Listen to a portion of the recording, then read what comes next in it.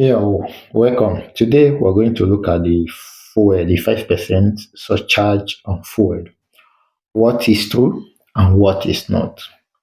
There have been some controversy up and down that they did this, they did that, but today we're going to look at it, what it is, like what the president of of the tax policy says. That is person of Oyedele Taiwo.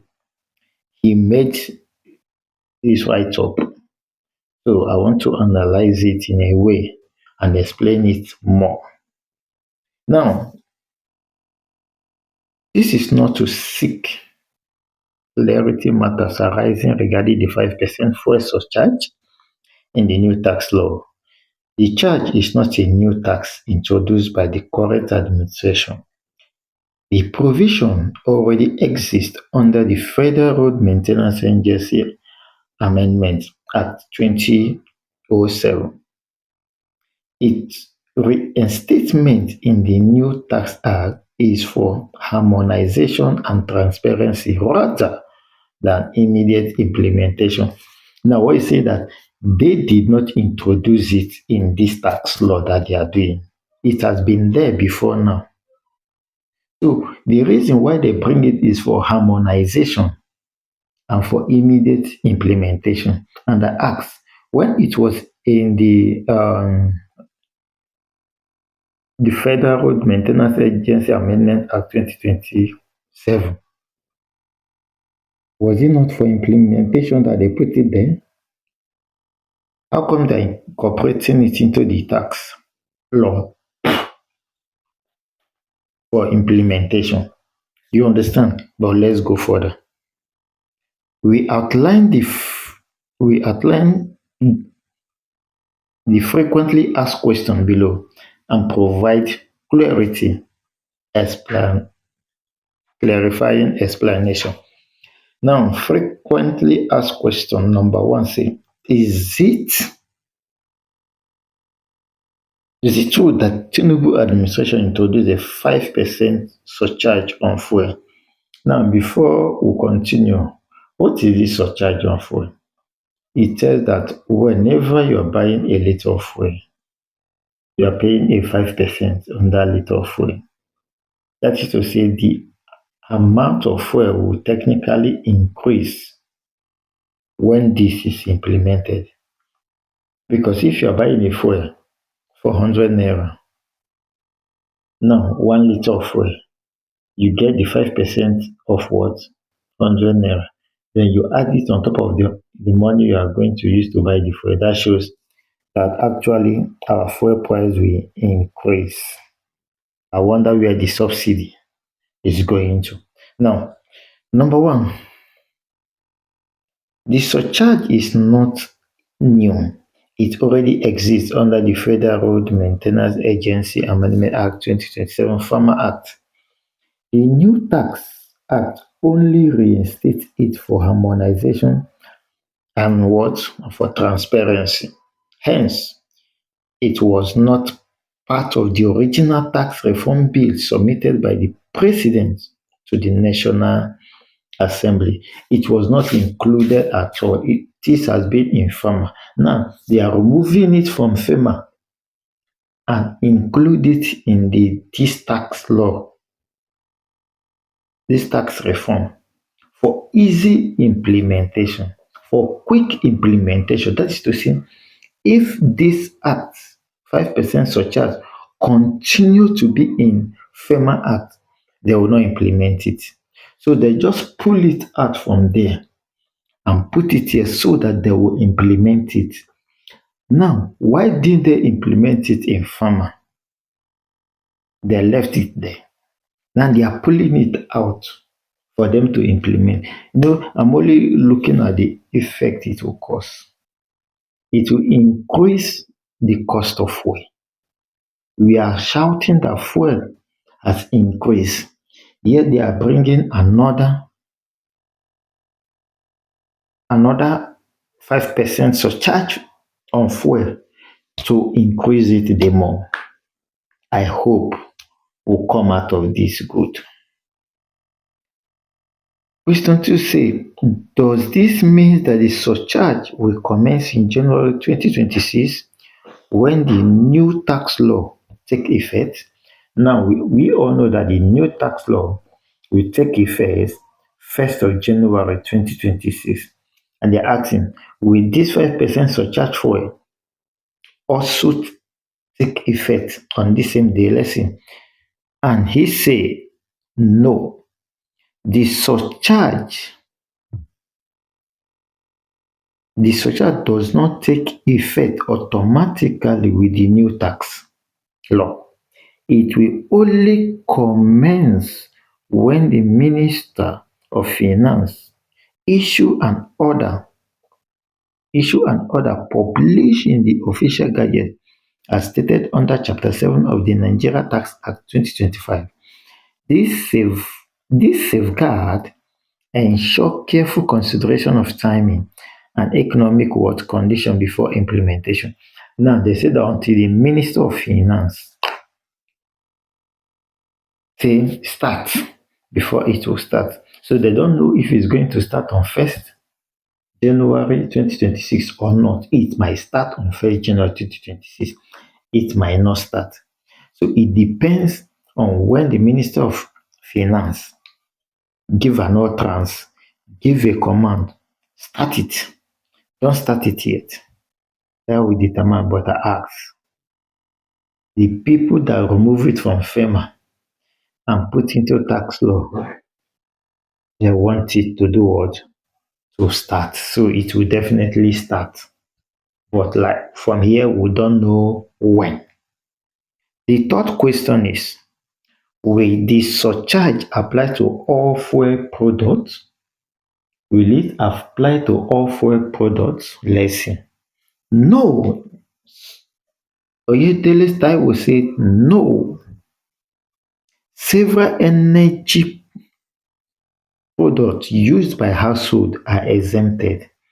Energy products that are used by household are exempted. These include household kerosene, cooking gas (LPG), and compressed natural gas (CNG). Clean and renewable energy products are also excluded to align with Nigeria energy transition agenda. That is to say, this 5% surcharge fuel is excluding household activity. If you are buying any of these kerosene, gas, and CNGs, they are exempted. And now ask, does it mean household will not use fuel? So if household decide to buy PMS fuel, because the charge is on fuel, right? It's on fuel. It's not on kerosene. It's not for all, but it is on fuel. It's not for kerosene. It's not for gas, which mostly household use. But I'm asking, does household not use fuel? Maybe you're in your house, you want to get some fuel to lighten up the environment, to put some things in order. Then you go to fuel station that you want to buy 2 liters of fuel. They will charge you per liter 5%, per liter 5% as a household. That is to say, everybody is included. Except maybe I'm not getting it right, but everybody is included in this. The only thing that is exempted is household. When household decide to go and buy kerosene, when household decide to go and buy gas, then you'll be excluded from this 5%. But if household decide that they want to go and buy fuel, they will pay. Right? Good. Remember, when fuel increases, every other commodities in the market increases because most of those commodities are being transported by one means of transportation or the other, and this means of transportation or the other uses fuel. Why? Good. Number four question say, why not abolish the charge? Given the current hardship as the risks of higher inflation, why not abolish this charge? That is what people are asking. Why not abolish it? Then Oyedele Taiwo answered, the surcharge is designed as a dedicated fund for road infrastructure. It's not telling you what they want to use the 5% surcharge for to do. It's what dedicated fund for road infrastructure and maintenance.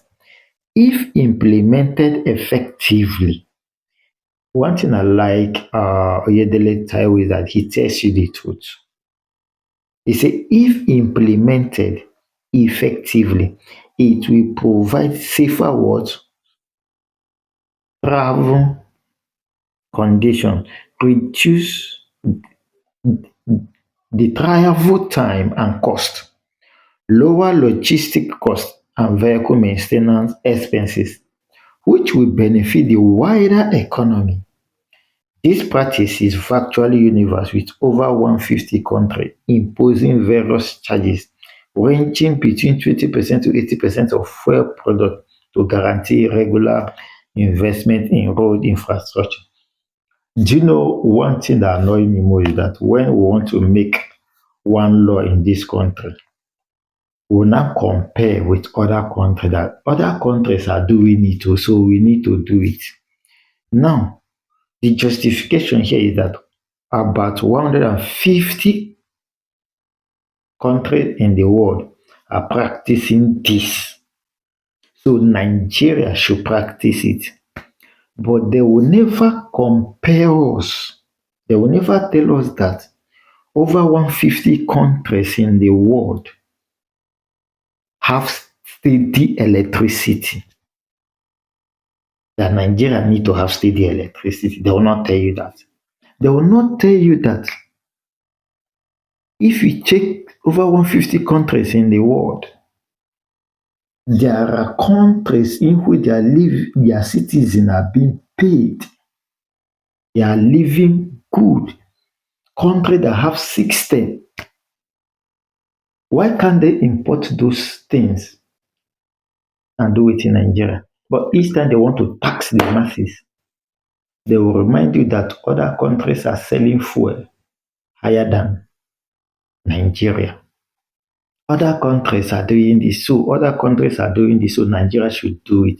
Let us also check standard of living. That is that about that. So he's telling you the importance of this 5% surcharge so that it's going to be used for road maintenance. That is when implemented effectively. They are going to use it for road maintenance, no gallop. You will spend less time in traveling. When you want to do one or two things, it will not be hectic, blah, blah, on all that. Does that justify it? I don't know. I would like to hear your comment. Number five question say, why can't saving from fuel subsidy removal be used instead? Because recently, before the president assumed office, in fact, immediately he's assuming office, will I say immediately he's assuming office, or immediately he was sworn in, he said subsidy is gone. That is to say, the whole money they are using to subsidize fuel, they have stopped it.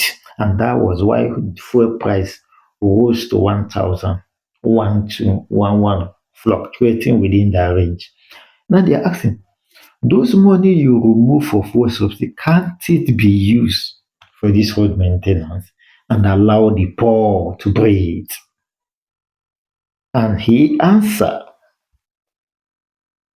while subsidy saving will provide some funding, they are insufficient. He's saying that subsidy are insufficient. Now, how much do they remove from subsidy that you're telling us that subsidy money is insufficient compared to 5%? I don't know. I might be wrong. I might be wrong. Yeah, are insufficient to meet Nigeria's huge recurring road infrastructure needs, among other public finance needs. A dedicated fund ensures reliable and predictable financing for road, complementing the budget and ensuring roads are not what left underfunded. Now, our rules they do include it in the budget. Capital projects. Now they are saying that this 5% will aid them to make sure that our roads are good. So virtually the aim of the 5% surcharging is to fix our road. But when implemented, what if these roads are not fixed? Who are we going to hold responsible? Hmm? Who are we going to hold responsible? Just that in Nigeria, you can't hold anybody responsible. You try it, they'll just go and lock you. You can't hold anybody responsible. Who and who have you seen that they, hey, you finished? What did you do with our money? We just hope that this will work out. This will work out. That is our hope. Now, sixth question, isn't this an odd with the reform objective of reducing taxes and easing the burden of the citizen? Because I could remember when this tax reform was going on, Oyedele Taiwo says that they want to reduce the burden of tax from the poor. And in which, if you watch the tax reform, it actually reduced the burden on tax from the poor. The rich are paying more. It is more of a progressive one. The more you earn, the more you pay. The less you earn, the less you pay. Right? So, ready? What did he say? He said, not at all. The reform has already reduced multiple taxes and removed or suspended several charges that directly affect household and small businesses. Sure, it's true. Such as VAT on fuel, excise tax on telecom, tax on telecom, and the cybersecurity levy by harmonizing earmarked what? Taxes. Government is reducing duplication and ensuring a more efficient tax system. The thing is why introducing this one? If really you want to reduce the burden, you have reduced this burden and introduce another burden. That is what I'm saying here. You reduce the burden and you introduce another one, such as VAT on fuel. You reduce VAT on fuel and you introducing 5% surcharge on fuel. That is what we call Wetishibia Welishi.